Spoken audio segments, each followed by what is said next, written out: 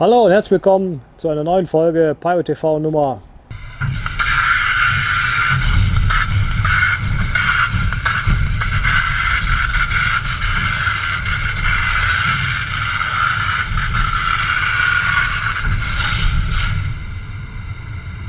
Ja, die Nummer 10. Die Zeit vergeht. So, was kommt in 10? Ja, ihr seht schon, ne, der Hauptakteur steht schon hier. Aber das ist nicht alles. Und was jetzt noch kommt, das seht ihr jetzt. Heute nehmen wir uns die Husqvarna 701 mal vor. Und der zweite Teil vom BSD40 Vergaser, diesmal das Oberteil. Und es geht los mit dem Umbau der DRZ 400.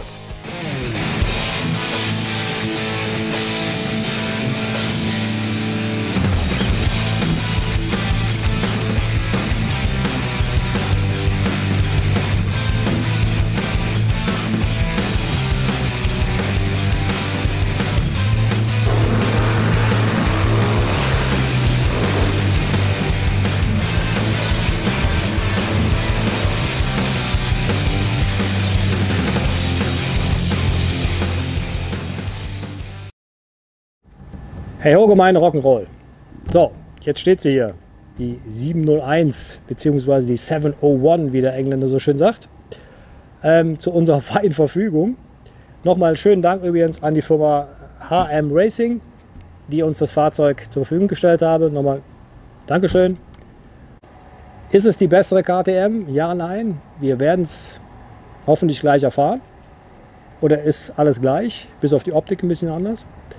Wir werden erstmal die Leistung überprüfen, so wie sie aus der Kiste kommt. Und wer uns natürlich kennt und wer schon weiß, was das hier ist, ja, der Deckel liegt schon hier, da werden wir natürlich ein bisschen an der Serie rumschrauben und mal gucken, ob wir nicht noch ein bisschen mehr Drehmoment finden im Serienzustand. Danach werden wir natürlich unseren Kit einbauen, den Stage 1 Kit, den bekannten, den wir schon in etlichen KTMs verkauft und verbaut haben.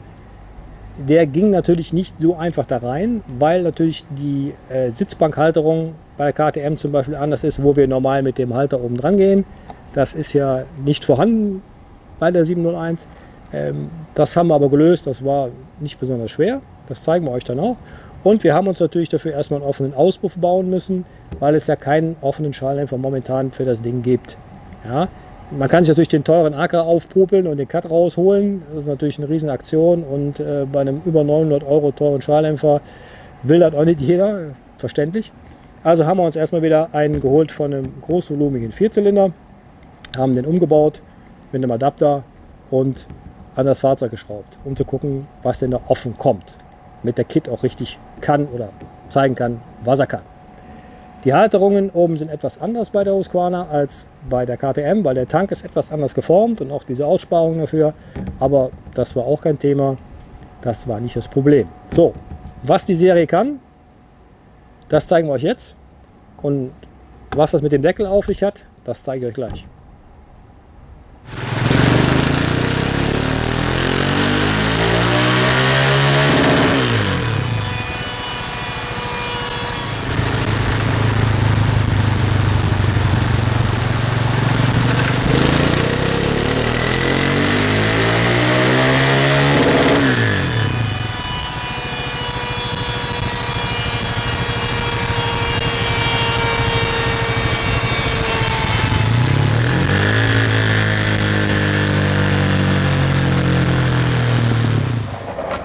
Ja, abgerollt, 70 und ein paar kaputte, ist ein guter Wert, ne? Wie auch bei den KTMs, also ähnlich wie bei der KTM.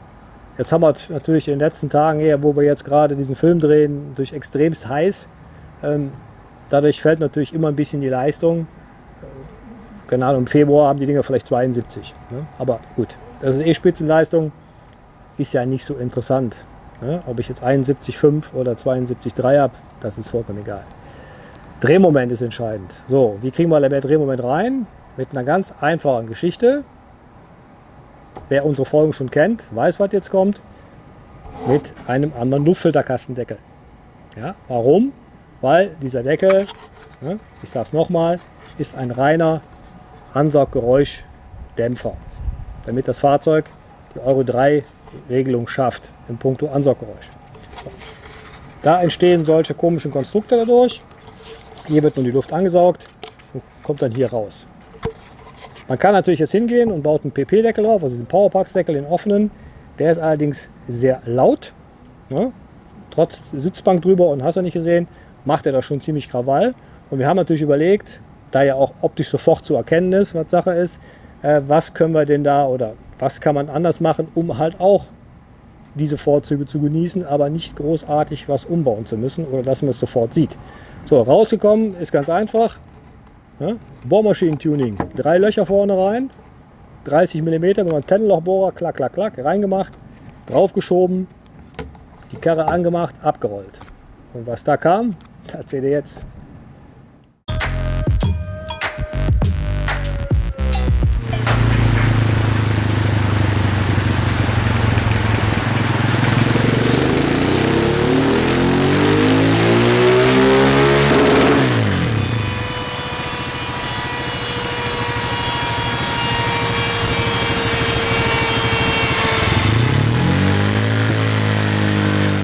Ja, und los geht's. Ne? Die rote ist die Kurve der Serie oder des Serienfahrzeuges mit dem Originaldeckel und die blaue Kurve ist die Abroll-Session mit dem Deckel mit Löchern. Wir können halt hier gut erkennen, allein im Drehmomentbereich bei 4000 Umdrehungen haben wir hier schon 7 Newtonmeter mehr. Und das ist natürlich genau der Bereich, wo man dann schön aus der Kurve raus beschleunigen will und hat natürlich hier dementsprechend viel mehr Kraftanliegen, dementsprechend unten halt natürlich auch mehr PS und im ganzen Drehzahlbereich früher mehr Leistung. Ne? Allein nur durch das Bohren dieses Deckels. Im Spitzendrehmomentbereich sieht es ähnlich aus. Wir haben hier 76,2 ja, und original hatten wir vorher 73,7. Das sind zwar nur roundabout 3 Newtonmeter, grob gerechnet, aber man merkt's. Aber dieser Bereich ist eigentlich gar nicht so wichtig. Mehr ist hier dieser Bereich interessant, ne, den man extrem verbessern kann, ohne großen Aufwand. Ja, guck an. Ne? Drehmoment ist da oder wesentlich mehr da. Und die Spitzenleistung bleibt fast gleich. Also im Komma-Bereich etwas weniger. Ne? Machen wir ja Drehmoment, fällt ein bisschen Drehzahl. Machen wir Drehzahl, fällt Drehmoment. Physikalisches Grundgesetz, kommen wir nicht dran vorbei. Aber ist ja auch nicht so schlimm, wenn es hinterm Komma ist, oben, aber 6, 7 Newtonmeter unten mehr. Ne? Schon die bessere Wahl. So, warum ist das so? Ganz einfach, wie gesagt, wir geben dem Fahrzeug mehr Luft. Beziehungsweise die Luftzufuhr haben wir verbessert zum Filter. Und dementsprechend kommt gerade im unteren Drehzahlbereich mehr Drehmoment, weil die Luft schneller auch bei niedrigen Ansauggeschwindigkeiten zum Filter strömen kann. Das ist der einzige Grund. Ja? Also noch nie war Tune so einfach und so billig. So, jetzt höre ich schon wieder natürlich alle schreien, ja, dann läuft die aber zu mager und la la la. So, daraufhin haben wir natürlich auch direkt wieder eine Abgasmessung mitgemacht. Und auch eine Vollgasabgasmessung, damit ihr mal seht, was dann überhaupt passiert. So, und das kommt jetzt. So, hier die Abgasmessung. Wer unsere Videos schon kennt, weiß jetzt ungefähr, was ist, aber ich erkläre es trotzdem nochmal. Ganz einfach, die orangene Linie ist unsere Drehzahl, hier steigt sie an. Ne? Die grüne Linie ist die Drosselklappe, also hier oben dann Vollgas. Und die pinke Linie ist die entscheidende und das ist unser AFR-Wert, also Air-Fuel-Ratio, die Vermischung zwischen Luft und Benzin. Wenn ihr jetzt Gas gebt oder langsam auf der Rolle, fahren wir los und dann haben wir hier so einen Wert von ja um die 13, 8, 14 roundabout. Ne?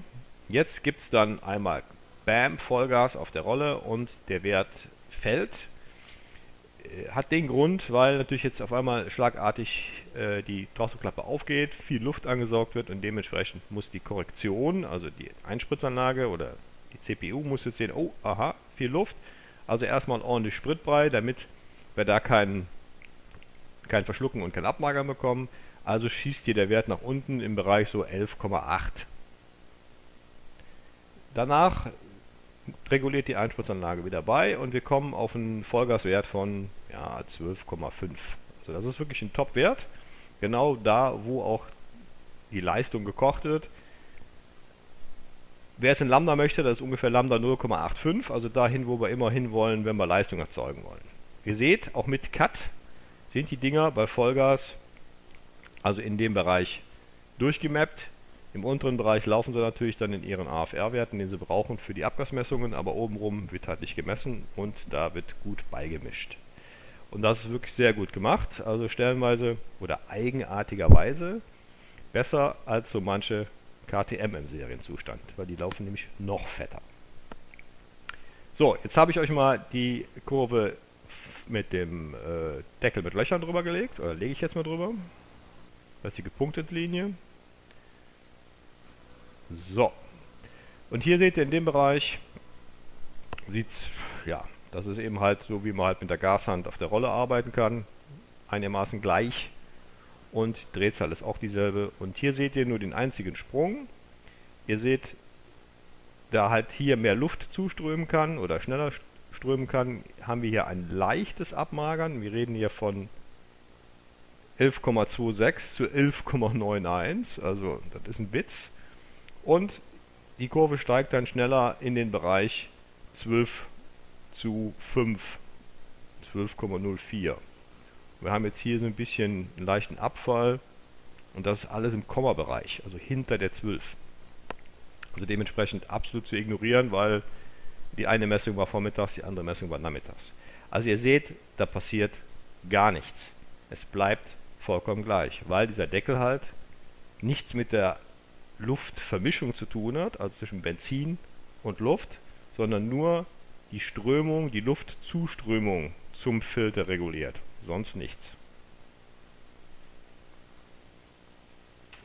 So, ich habe es ja gerade schon erwähnt. Was passiert? Nichts passiert. Das Motorrad läuft nur besser. So, weil, wie gesagt, das Ding ein reiner Deckel ist, damit das Ding nicht so laut ist beim Ansauggeräusch. Punkt.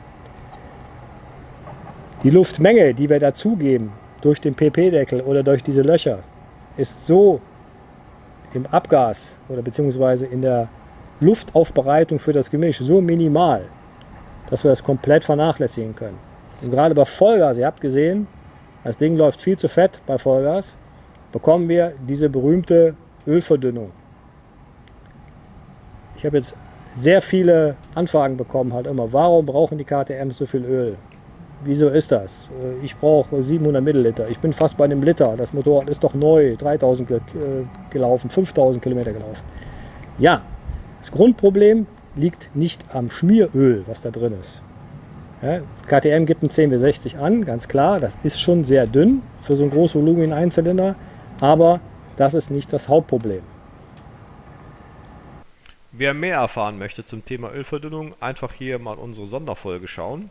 Das wäre jetzt hier doch zu lang geworden. Also einfach auf den Button klicken und da erkläre ich euch genau, wie das zustande kommt mit der Ölverdünnung oder beziehungsweise wie der Kraftstoff ins Öl kommt und wie das mit den Abdichtungen der Kolbenringe funktioniert. Also dann einfach hier drauf und los geht's. So, aber jetzt genug mit der Serie. Ne? Wir wollen natürlich jetzt mal gucken, wo die Leistung hängt. Ja, dafür haben wir auch den Pod gebaut. Und jetzt bauen wir mal unseren Kit ein. Das ging ja nicht so einfach, oder wir konnten das ja nicht einfach übernehmen von der SMCR, weil ja die Halterung oben an der Husqvarna etwas anders ist. Ja, aber da haben wir auch eine Lösung gefunden, die war nicht schwer. Und wie der da reingeht, das zeigen wir euch jetzt. So, der Kit ist montiert und im Grunde genommen genauso einzubauen und zu montieren wie der von der 690 SMCR oder SMC, wie in unseren alten Videos, die blende ich gleich nochmal oben ein, schon, oder wie ihr das schon gesehen habt. Ja, also Luftfilterkasten raus, Batterie raus, Batteriekasten aufschneiden und. Der einzige Unterschied bei der Husqvarna ist ja die Sitzbank und das Layout hier oben quasi, die KTM hat ja hier diesen Halter, diesen Sitzbankhalter, den haben wir hier natürlich nicht. Also mussten wir uns hier auch was einfallen lassen wegen dem Batteriekasten. Wie wir das gelöst haben, das zeige ich euch jetzt. So, hier seht ihr nochmal in der Übersicht quasi, dass der Kit ist im Grunde genommen genau das gleiche wie bei den KTM-Modellen 690 SMCR, Abbaujahr 2014. Das gleiche Powerrohr, also der Kit PR6, den wir halt auch im Shop haben. Das Powerrohr, der Filter Der Power Commander ist auch der gleiche Power Commander. Die Batterie, Batteriekasten und das Kabel und alles, was dazugehört. Hier die Stecker für den Power Commander, für die Zündspulen und. Was bei der Husqvarna, warum auch immer, was man sich dabei gedacht hat, anders ist die Stecker-Pin-Belegung der Einspritzdüse. Der Power Commander holt sich über die Dauerplusleitung der Einspritzdüse oder die Plusleitung der Einspritzdüse, holt der sich den Strom. Der braucht natürlich auch den richtigen Anschluss, dass natürlich Plus auf der richtigen Steckerseite sitzt. Man hat bei den Husqvarnas, warum auch immer, diese beiden Leitungen vertauscht gegenüber KTM. Dementsprechend kann man den Power Commander der KTM nicht einfach so reinstecken, da kriegt man direkt eine Fehlermeldung, Einspritzdüse nicht in Funktion. Das heißt, ihr müsst diese Dinger umpinnen. Ja? Wir sind gerade an einer Lösung dran, ob wir die vorher schon umgepinnt euch ausliefern oder ob für Husqvarna direkt von Power Commander bzw. von Dynojet direkt was Fertiges kommt. Das schauen wir mal, das bekommt ihr aber dann in eurer Beschreibung oder bei der Bestellung automatisch mit dabei. Ja? Oder wir pinnen diese Stecker um. Genau wissen wir es noch nicht. Also denkt dran, oder auch jetzt für jetzige Leute, die schon so ein Ding haben und es funktioniert nicht, diese beiden Kabel sind bei der Husqvarna andersrum. Der Einspritzdüse ist das egal, wo Masse ist und wo 12 Volt anliegen. Dementsprechend funktioniert die so rum wie so rum, aber sie sind alle bei den Husqvarnas alle auf der anderen Seite. Warum? Fragen wir mal nach Österreich. Egal, so. Das ist alles montiert, beziehungsweise das ist alles alte Bekannte, inklusive des Kabels, des ABS-Anschlusses, wie wir euch das gezeigt haben im Update für die Powerrohr Kits Montage Baujahr 2014. Also hier geht ja dann bitte oben noch an das Anlasserrelais dran. Den Link setze ich oben noch mal eben kurz rein. Und ihr seht halt hier oben diese schwarze Abdeckung und was es damit auf sich hat, das zeige ich euch jetzt mal im Detail. So, kommen wir zu den dubiosen Schrauben hier. Ja, ihr könnt euch wahrscheinlich schon denken, wofür die da oben drin sind. Wer die Kits von den KTMs kennt, weiß eigentlich, was sich dahinter verbirgt. Ich mache es mal raus. So. Jetzt einfach die Abdeckung abziehen, die ist nur so eingeklipst. Und siehe da, ein guter alter Bekannter, unser Batteriehalter, ja, mit diesem Alublech, allerdings ohne Durchgangslöcher, weil früher war ja hier bei den KTMs ist ja hier dieser Halter für die Sitzbank. Jetzt halt hier zwei Gewindebüchsen eingepresst. Der Rest ist alles gleich, sind die gleichen Halter, auch der gleiche Abstand. Hat wunderbar gepasst. Auch hier die Montage, natürlich links und rechts. So wie ihr das kennt von den 2012er Video, links und rechts ehemalige Halterung vom Luftfilterkasten mit den Gummis. Einfach den genauso reinsetzen, locker montieren. Klipst ihr einfach eure Abdeckung wieder drauf. Die Schrauben sind dabei. Hier ist so eine spezielle Fassonscheibe dabei, die ist so ein bisschen angefräst und ein bisschen schwarz Oberflächen behandelt.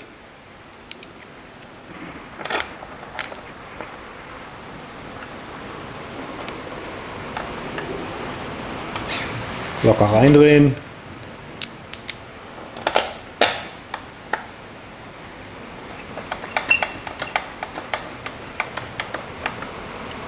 Und gut handfest beiziehen. Reicht vollkommen. Wir haben im Grunde hier nichts zu halten, da ja die Lithium-Ionen-Batterie eh kein Gewicht hat und der Power Commander auch nichts wiegt, ist hier nur die Führung gegeben, dass der Batteriekasten nicht hin und her schlackert. Ja, hier unten sitzt er sowieso in den beiden Gummis vom Luftfilterkasten, also da kann nichts passieren. Gut, dann geht es jetzt mal weiter. Jetzt habt ihr gesehen, was da anders ist oder ein bisschen anders ist als bei der SMCR, aber jetzt wollen wir natürlich auch mal schauen, ob denn hier auch was anders ist bei der Leistung oder genauso oder besser, wie auch immer. Ne? Weil wir müssen ja natürlich auch hier erstmal die Maps überprüfen, ob wir die überhaupt 1:1 übernehmen können von der KTM. Und so ganz ging das nicht. Also hier basierend auf dem Standard Euromap mit Katalysator ein Power Commander Map passend genau für die 701. Und was da leistungstechnisch bei rauskam, das seht ihr jetzt.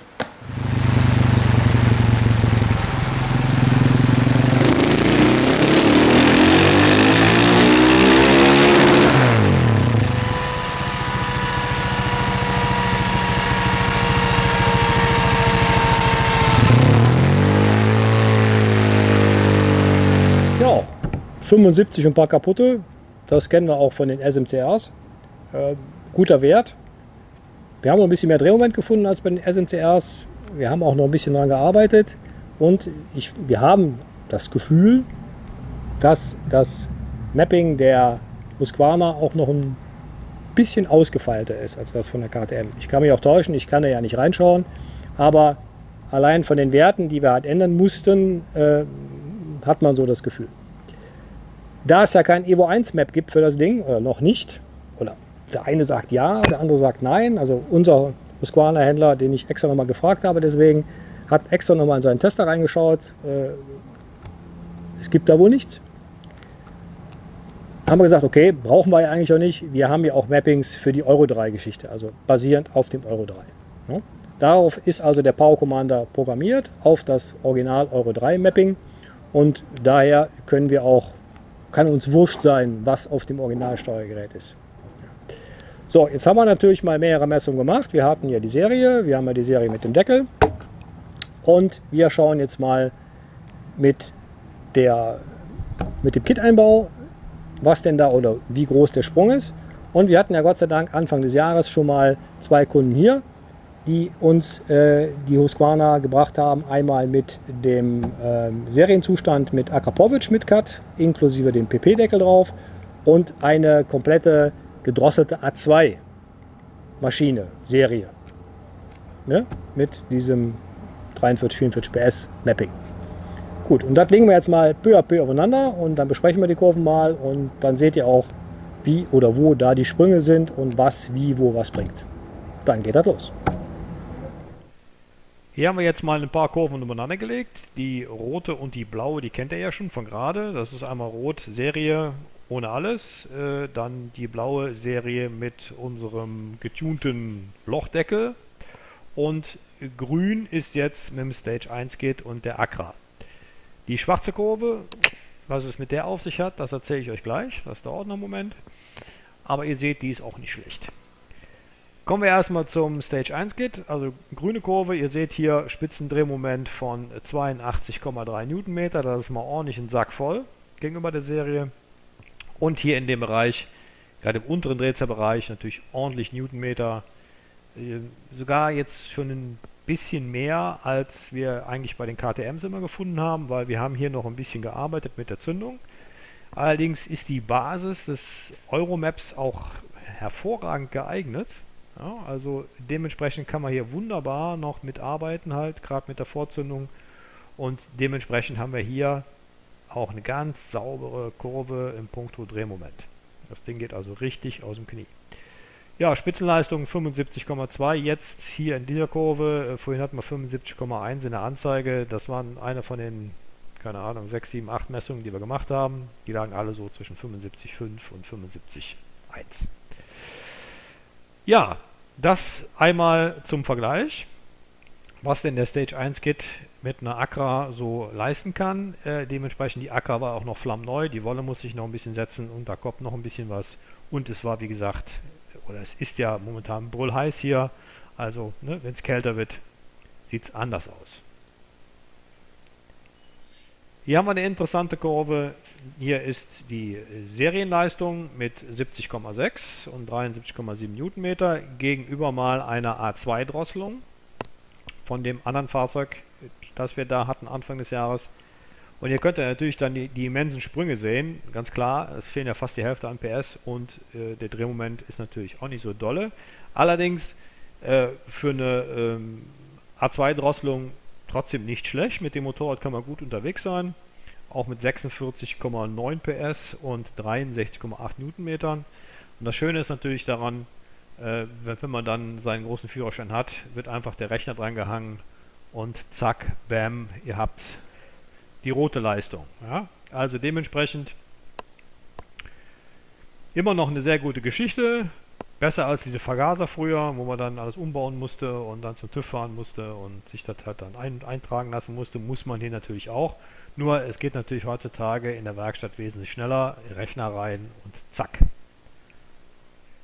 So, kommen wir zu der nächsten interessanten Kurve mit dem Drosselmotorrad. Ihr seht halt die blaue und die rote, habt ihr gerade schon gesehen. Und ihr seht jetzt diese grüne, und diese grüne ist entstanden, wodurch?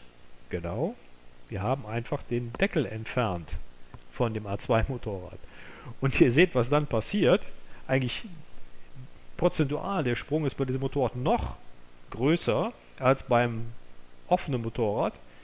Ihr habt also hier immense Leistungszuwächse oder Zuwachs von halt 50,5 PS in der Spitze, aber halt auch viel mehr Leistung viel früher anliegen. Ne? Ihr habt das also hier 43 PS bei 4800 und habt dann aber fast 49 und ein paar kaputte.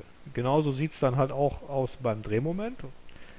Ihr habt hier knapp 72 Newtonmeter anliegen bei 4700 Umdrehungen zu halt gerade mal, was haben wir jetzt hier? Ja, 62. Ja, also allein nur durch das Entfernen des Deckels seht ihr hier diesen immensen Sprung. Und das, wie gesagt, kann ich nur empfehlen, auch für die A2 Drossel Motorräder. Hier jetzt mal die Kurven übereinander gelegt, Serie von unserer Serienmessung mit 70,6, mit unserer Messung Anfang des Jahres mit dem Kunden, der die Husqvarna angeliefert hatte, Original, also beziehungsweise Accra inklusive Cut, also dieses 900-Euro-Teil und dem offenen PP-Deckel. Ihr seht also hier schon ordentlich, ne, ordentlich Drehmoment. Ne? Also jetzt fehlt hier leider an der blauen Kurve von der Accra, fehlt hier ein Stück, weil da habe ich aus Versehen erst ab 4000 gemessen. Deswegen jetzt hier der Drehzahl beziehungsweise der Drehmoment-Fehler hier. Aber egal, ihr seht schon hier in dem Bereich und auch in der Leistung, dass hier wesentlich mehr Leistung anliegt. Also die Firma Accra hat mal wieder einen mega Job gemacht. Und wenn man sich überlegt, dass ihr mit diesem Accra dann auch vollkommen legal unterwegs seid, mit EG, ABE und der Cut war da noch drin. Ja, das Ding war nicht aufgefummelt. Kann man nur sagen, das Ding ist zwar Hölle teuer mit weit über 900 Euro, aber es kann was. Es kann wirklich was, vor allen Dingen, wenn man damit vollkommen safe unterwegs ist. Schade, dass man sowas nicht für die KTM kaufen kann. Ja, ihr seht, ne, da kam schon ordentlich was bei rum. Also gerade mit dem Kit. Mehr Drehmoment und natürlich auch mehr Spitzenleistung. Allerdings natürlich offener Schalldämpfer und auch keine EG-ABE und auch kein Cut. Und also offiziell nur für den Betrieb bzw. nur für den Rennbetrieb zugelassen. Nicht für die Straße. So, jetzt haben wir ja nur zwei Möglichkeiten momentan bei der Husqvarna. Wir können den teuren Akrapovic kaufen mit EG, ABE und Katalysator, oder wir können uns irgendwas bauen, was passt, offen, ohne Cut und vollkommen illegal. Da haben wir uns gedacht, KTM hat doch einen schönen Auspuff im Programm und der hat ja eine EG, ABE. Und da das ja eigentlich fast eine KTM ist, müsste der auch passen. Da haben wir uns den angeguckt. Also ihr wisst, wovon ich spreche, natürlich der Remus Powerparts. Haben den Cut mal rausgemacht und haben den da drauf gesteckt. Die Halterung passt nicht 1:1, das ist ganz klar. Aber wir haben nur mal für Testzwecke mal drauf gesteckt, um mal zu schauen, was passiert denn da. Ich war sehr gespannt und ihr werdet überrascht sein. Schaut euch das an.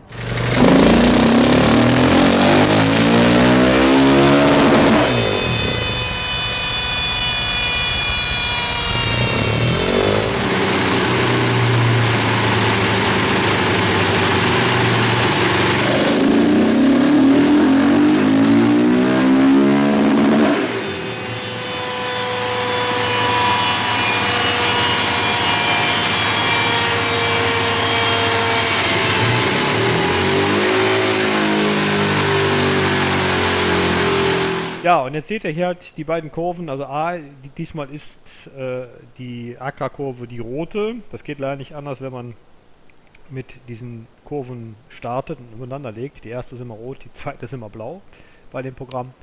Aber egal. Die blaue ist jetzt, also die vorhin schwarze, die ihr gesehen habt, das ist eben halt die von dem Remus. Und ihr seht, die ist fast, in Anführungsstrichen, fast deckungsgleich mit der Accra. Hat sogar hier oben rum tatsächlich nochmal locker ein PS oben drauf gelegt. Und hat nur hier im unteren Drehzahlbereich etwas Einbrüche, bedingt, dass sie wohl etwas im Grundvolumen etwas kleiner ist. Aber ansonsten ist dieser Schalldämpfer einfach der Hammer. Ja, also was Remus da gebaut hat, mit oder ohne Cut, super Ding.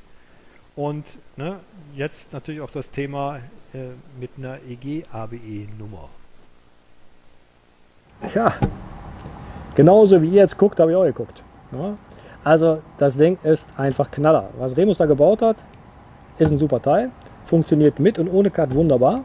Und dementsprechend wäre das natürlich zu überlegen als Alternative für die Husqvarna. Ja? Die Halterungen passen nicht, aber da die ja abschraubbar sind, werden wir uns da mal was einfallen lassen, wo man die vielleicht dann doch dran bauen kann. Ja, und da steht KTM drauf, ist richtig. Und er ist auch für das Fahrzeug nicht zugelassen, aber er hat eine EG-ABE und man könnte ihn ja sogar mit Cut fahren.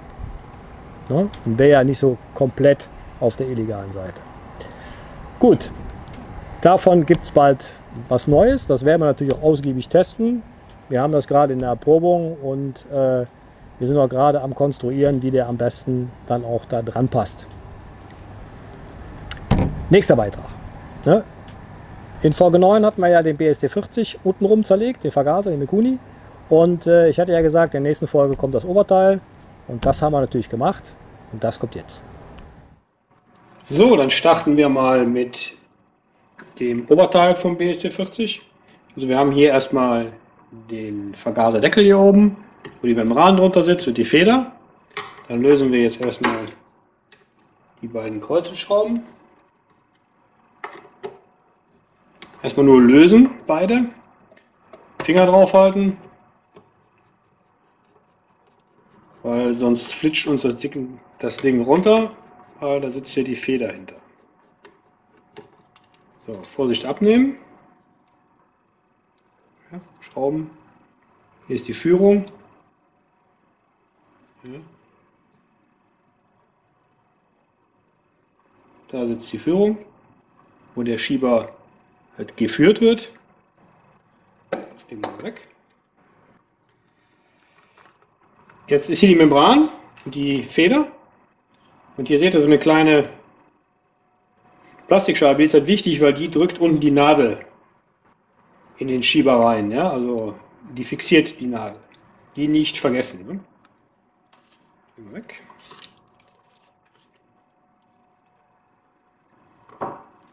Ich zoome das mal ein bisschen raus.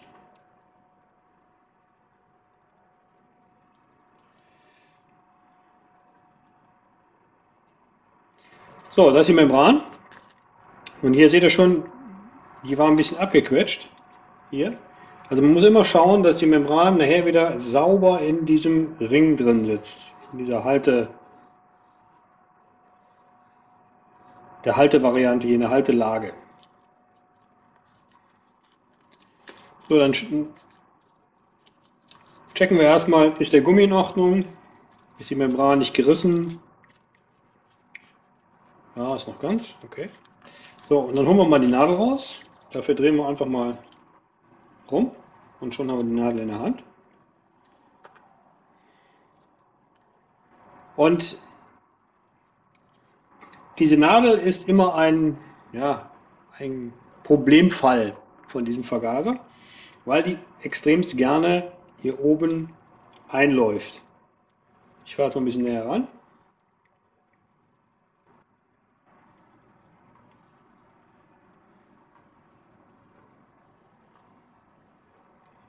So.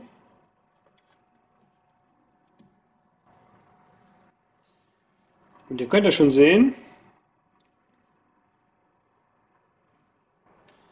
wie die sich hier Macken reinschlägt. Ich drehe das noch ein bisschen. Ja, hier sind richtig Ecken reingeschlagen. Das kann so weit gehen, dass diese Feder oder diese Nadel richtig rechteckig hier oben ausgearbeitet ist.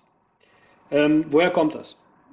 Das liegt einfach daran, dass die Nadel in dem Schieber leicht schräg vorgespannt ist.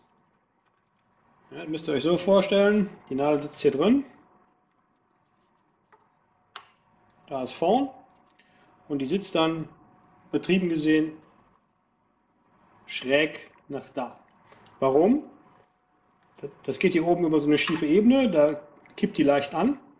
Die soll halt nicht mittig in diesem Loch drin sitzen oder in der Düse, in der Nadeldüse, sonst wird die hin und her flitschen. Also gibt man der einen leichten Winkel nach vorn, wo der dann wo die Nadel dann in der Nadeldüse quasi so einen leichten Anschlag hat, damit die nicht so hin und her flippt.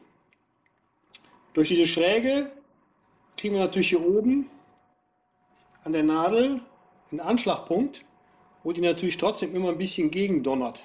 Und daher kommt diese Ausarbeitung. Ja, also da immer mal checken, ist die Nadel noch in Ordnung. Wenn die schon kleine Macken oder Riefen hat, direkt raus damit. Die ist auch nicht teuer. Ich glaube, um die 10 Euro. Direkt eine neue rein und fertig.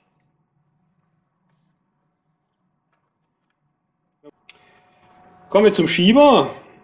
Wenn ihr den so vorfindet, also dass der schon so stark zerrieft ist, ja, vor allen Dingen, wenn man mit den LC4s mal so ein bisschen im Dreck gewesen ist, kommt es natürlich hierbei zu Schwierigkeiten bei der Gemischaufbereitung. Ja, genauso sieht dann innen drin hier auch diese Führung aus. Und da kann ich immer nur empfehlen, macht diese beiden Teile besser neu. Weil wir kriegen hier alles einzeln, ne? Wir kriegen auch die Membran einzeln. Die kann man hier oben abnehmen. So, seht ihr? Also den Schieber kann man nachkaufen, die Führung kann man nachkaufen, die ist aus Kunststoff. Und wie wir die rauskriegen, das zeige ich euch jetzt. Da müsst ihr einfach den Vergaser rumdrehen. Habt den schon mal so weit auseinandergebaut, wie ich euch das im ersten Teil gezeigt habe. Und dann geht er einfach hin und drückt die Nadeldüse einfach nach hier unten raus mit Kunststoff, mit einem Schraubendreher. Ja, runterdrücken. Hier hat hier so eine Nase, da ist die geführt.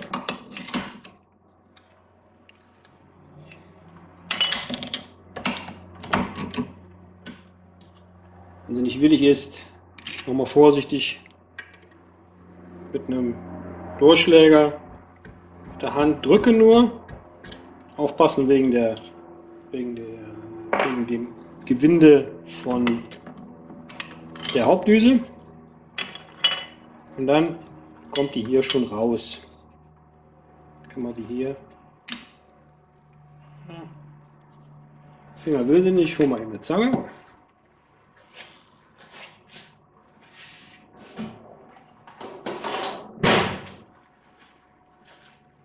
So. Kann man hier schon schön sehen. Da steckt sie mir jetzt schon im Vergaser drin. Und dann kann man die hier vorsichtig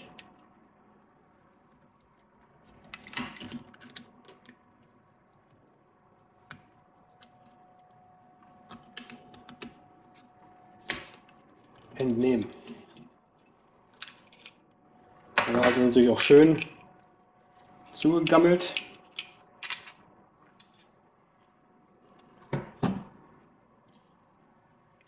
Und das ist halt jetzt die Nadeldüse, beziehungsweise früher sagte man Düsenstock. Kennt ihr wahrscheinlich noch aus Mofa-Zeiten. Da sind halt die ganzen Bohrungen an der Seite drin.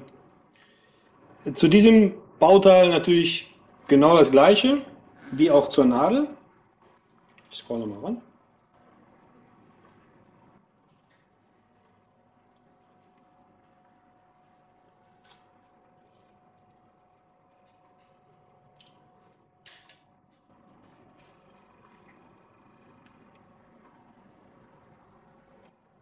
Ja. Hier sitzt ja die Nadel drin. Und diese Bohrung arbeitet sich natürlich auch aus. Genau da in der Schrägen, wo die Nadel halt gegendrückt. Also dementsprechend, wenn die Nadel verschlissen ist, auch hier unten verschlissen sein sollte, das seht ihr ja schon, wenn die ja ganz blass wird oder matt, ist meistens auch hier diese Bohrung schon oval ausgearbeitet. Also da am besten auch beide Bauteile tauschen. Ja? Nadeldüse und Düsennadel.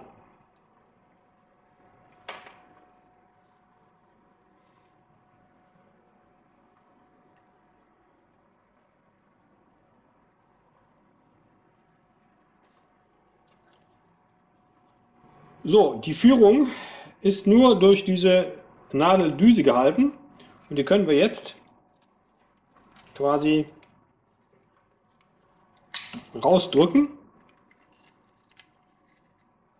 Können die hier komplett entnehmen. Da seht ihr auch schon, wie die aussieht. Total zerballert. Und so sieht natürlich dementsprechend auch der Schieber aus.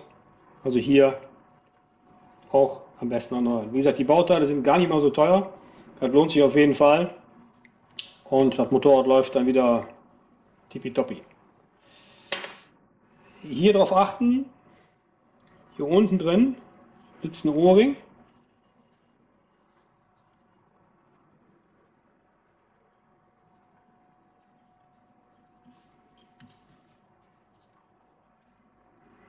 Ich halte mal die Kamera. Ja, das kann man da gut sehen. Da unten sitzt ein O-Ring drin.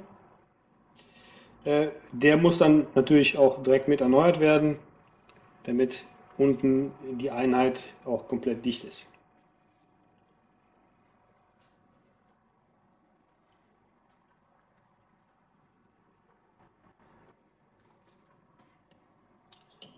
Ja, das ist das Oberteil vom BSD40. Der Zusammenbau natürlich dann wieder genau andersrum. Hier den O-Ring draufsetzen am besten, den neuen O-Ring draufsetzen. Bisschen Fett dran, Schieber rein.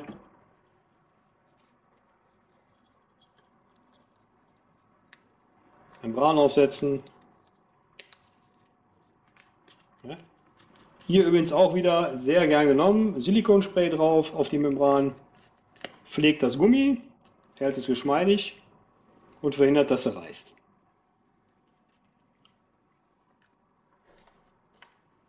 Dann natürlich in diesen Stock unten wieder reindrücken, vorsichtig.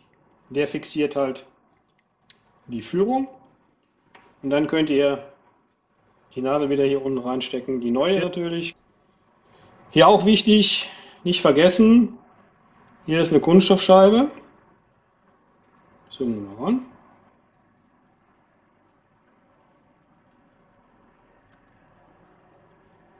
Hier ist der Clip, womit ich die Nadel in der Höhe einstellen kann. Dann kommt eine Kunststoffscheibe und dann ganz wichtig noch eine kleine Stahlscheibe, eine Unterlagsscheibe. Ja?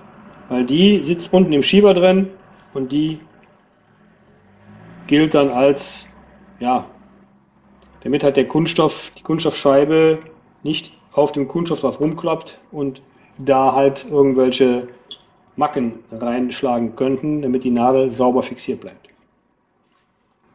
Nadel wieder rein.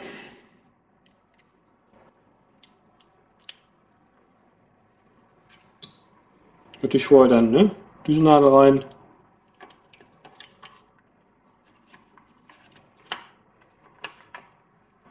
Wie gesagt, und dann hier darauf achten, dass die Gummimembran sauber in der Führung sitzt. Feder rein und den Deckel wieder auflegen.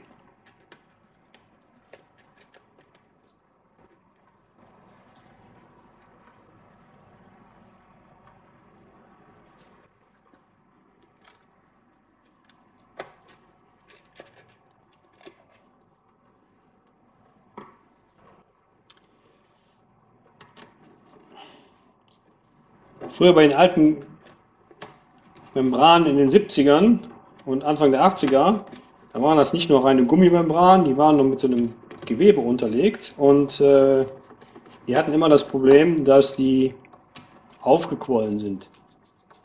Also quasi wir machten das Ding hier auf, machte plop, da kam diese Membran raus und war doppelt so dick. Die musste man dann also erstmal trocknen lassen, beziehungsweise mit dem Föhn bearbeiten, bis die wieder einigermaßen geschrumpft sind. Das passiert bei diesen Gummimembranen eigentlich nicht hier, bei diesen Vollgummimembranen. Aber es kommt schon mal vor, dass durch Trockenheit, vor allem wenn ein Vergaser lang gelegen hat, dass diese Gummis dann doch etwas kleiner werden. Und da eben halt mit Silikonspray könnt ihr das schön geschmeidig machen. Könnt ihr auch ein bisschen ziehen, dass die sauber drin sitzt und dann ist alle Funktionsfähigkeit gewährleistet.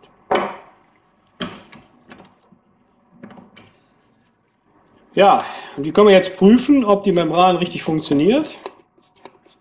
Ja, mit drauf und runter schieben, das hilft uns ja nichts. Wir wollen ja schauen, ob hier wirklich ein Unterdruck entsteht. Ja, und da können wir eben halt hier ein bisschen Luft durchblasen. Machen wir jetzt mal.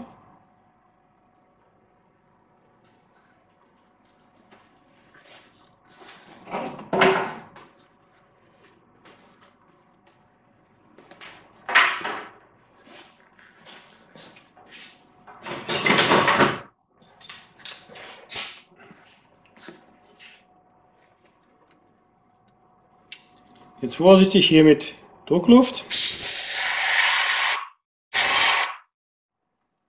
Aufmachen, die Vergaser.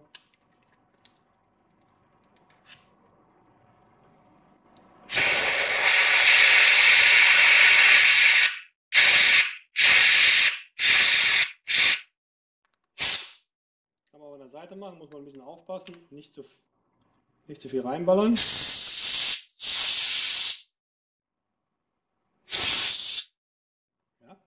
Geht auf und zu. So, warum geht das Ding hier auf und zu, wenn ich da Luft durchjage? Ganz einfach, wie der Name schon sagt, es ist ein Unterdruckvergaser, der eben halt, wenn hier eine Strömung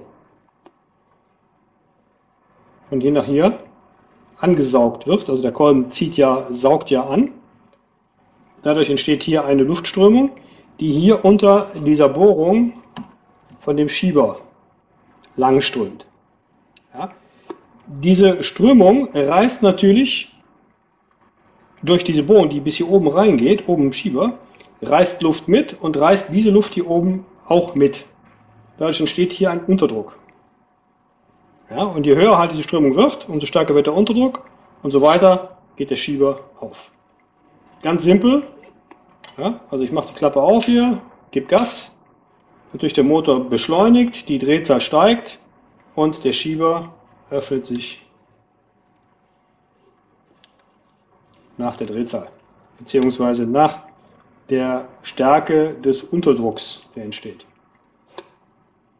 Und das können wir natürlich mit der Druckluft simulieren, die Strömung. Und da merken wir auch, dass der Schieber sich bewegt, wenn ich hier Luft durchpuste, durchblase quasi. Also haben wir hier oben in dem Bereich, ist die Membran dicht. Wäre sie verkantet oder leckt daneben, wird sie ja Fallschrift ziehen und der Schieber wird sich keinen Millimeter bewegen. Ja, das war schon das komplette Geheimnis des BSD40 mit natürlich Folge 1 zusammen. Also das Oberteil ist nicht so kompliziert, ist auch nicht so viel drin. Und die Standardeinstellung für diese Nadel, die es hierfür gibt, man nimmt eigentlich immer die Originalnadel, ist halt immer Mitte. Ja? Also mittige Einstellung passt eigentlich immer. Ja, das war's zum BSD40. So, ich hoffe, jetzt sind keine Fragen mehr offen, was den BSD40 anbelangt. Ihr wisst jetzt, wo die Schwachstellen sind, wo ihr drauf gucken müsst und wie ihr den zerlegen und wieder zusammenbauen könnt. Ne? Also gerade in puncto LC4-Fahrer oder sogar halt auch DR400, DRZ400, die hatten den Vergaser auch drin, in etwas abgewandelter Form, aber von den Baumaßen und von den Einbauteilen eigentlich fast identisch. Ja? Also daher kann man da mit diesen Daten oder mit diesen Videos auch arbeiten. Und wir haben direkt den Übergang zur DRZ400. Ich hatte ja in der letzten Folge angekündigt, dass wir den Umbau jetzt mal machen oder filmisch begleiten. Und was wir da jetzt gemacht haben und mit Auspuff und Leistung und Fahrwerk, das seht ihr jetzt.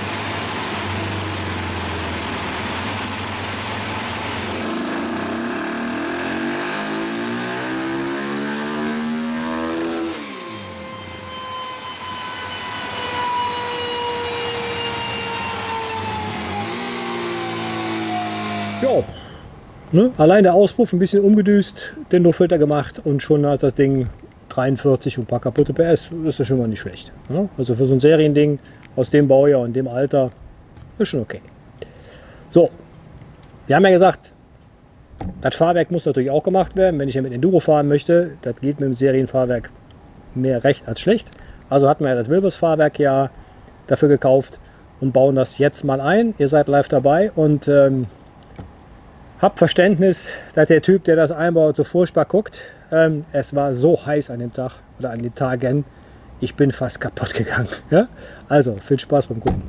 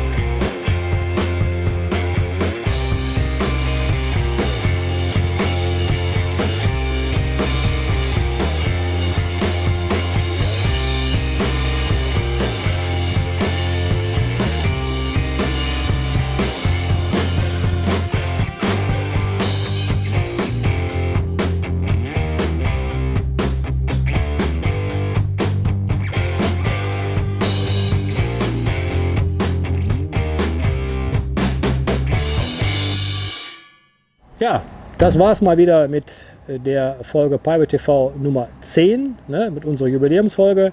Ich hoffe, es hat euch gefallen. Ne? Wenn ja, lasst einen Daumen da, lasst ein Like da, lasst ein Abo da. Und was kommt in Folge 11? Wir haben noch nicht alle Themen zusammen. Ihr könnt uns auch gern was unten in die Comments reinhauen, ne, was ihr gerne mal umgebaut haben möchtet oder sehen möchtet. Wir hatten auch schon mal gerade punkto Vergaser, was ich jetzt gemacht habe, war halt auch ein Kundenwunsch. Also immer kräftig reinhauen die Dinger, kein Problem. Wir nehmen uns der Sache an und was wir realisieren können, machen wir auch. Ne? Auf jeden Fall wird noch ein bisschen was nächstes Mal kommen für Duke 390. Wir hatten ja schon mal was über RC 390. das Motorrad kam naja, eher mäßig an. Leider, auch hier in Deutschland, es gibt Regionen, da verkaufen sie sich gut. Aber die Duke 390 ist natürlich der absolute Kassenschlager, sage ich mal, bei KTM. Und dementsprechend haben wir gesagt, ne, dann machen wir auch mal was für. Und das seht ihr auf jeden Fall in Folge 11. Aber das war es jetzt auch. Ich wünsche euch noch einen schönen Tag. Haut rein und viel Spaß noch und bis dann. Tschüss.